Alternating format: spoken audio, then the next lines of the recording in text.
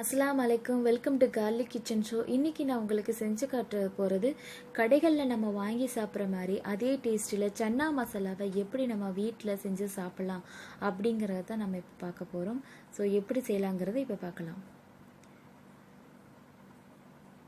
சன்னா மசாலா செய்கிறதுக்கு கொண்டக்கல்லையே ஒரு 8 மணி நேரம் ஊற வச்சு இந்த மாதிரி குக்கரில் ஒரு 3-4 விசில் விட்டு நல்லா வேக வச்சு எடுத்து வச்சுக்கோங்க.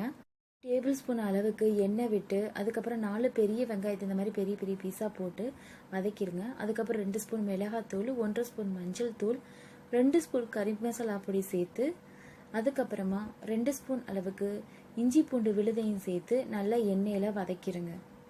அதோட பச்சை ஸ்மெல் போகிற அளவுக்கு எண்ணெயில் நல்லா வதக்கிடணும். அதுக்கப்புறமா ஒரு 1/2 கிளாஸ் தண்ணியும் சேர்த்து நல்லா வதக்கி விட்ருங்க. 6 பழுத்த தக்காளி இந்த மாதிரி பெரிய பெரிய பீஸாக சேர்த்துருக்கேன். ஸோ பழுத்த தக்காளி சேர்க்கும் போது இதோட டேஸ்ட் இன்னும் ரொம்ப சூப்பராக இருக்கும். அதுக்கப்புறம் 3 பச்சை மிளகாவையும் சேர்த்து நல்லா மிக்ஸ் பண்ணி நல்லா ஒரு சைடாக ஆற வச்சுருங்க. ஆற வச்சதுக்கப்புறம் நம்ம மிக்சியில் போட்டு இதை நல்ல ஒரு பேஸ்ட்டாக அரைச்சி எடுத்துக்கலாம்.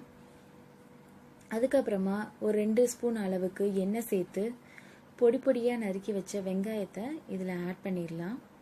வெங்காயத்தை ஆட் பண்ணியாச்சு. இப்போ இதை நல்லா வதக்கிக்கலாம்.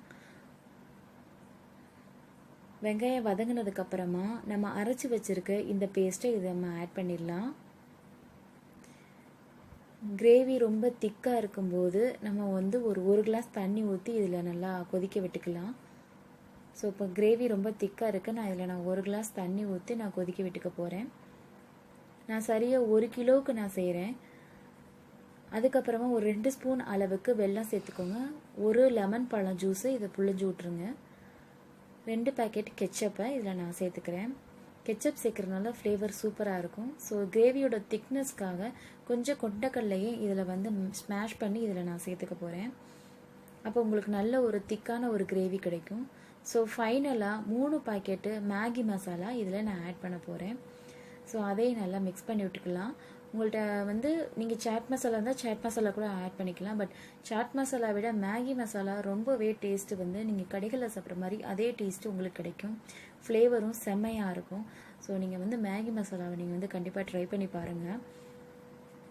நான் 1 கிலோ கொண்டக்கல்லைக்கு 3 பாக்கெட் நான் சேர்த்துருக்கேன் மேகி மசாலா. ஸோ இந்த கிரேவிக்கு தேவையான அளவு உப்பையும் நீங்கள் ஆட் பண்ணிக்கோங்க. கடைசியாக நம்ம கொத்தமல்லியையும் இதில் நம்ம சேர்த்துடலாம். இப்போ கிரேவி தயாராகிடுச்சு. நெக்ஸ்ட்டு நம்ம வேக வச்ச கொண்டக்கல்லையை இதில் சேர்த்து மிக்ஸ் பண்ணிட்டுலாம். நான் 1 கிலோ செஞ்சுருக்கேன். இது கரெக்டாக ஒரு 25 பேர் சாப்பிட்ற அளவுக்கு இருக்கும்.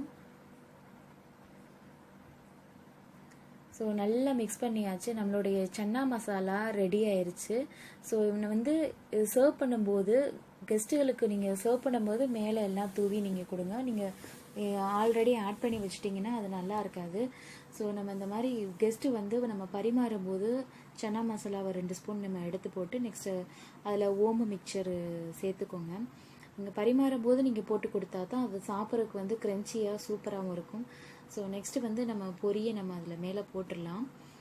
அதுக்கப்புறமா பொடி பொடியாக நறுக்கி வச்ச வெங்காயம் அதையும் சேர்த்துக்கலாம். நெக்ஸ்ட்டு கேரட்டை நல்லா துருவி வச்சுருக்கேன். ஸோ அதையும் நம்ம ஆட் பண்ணிடலாம்.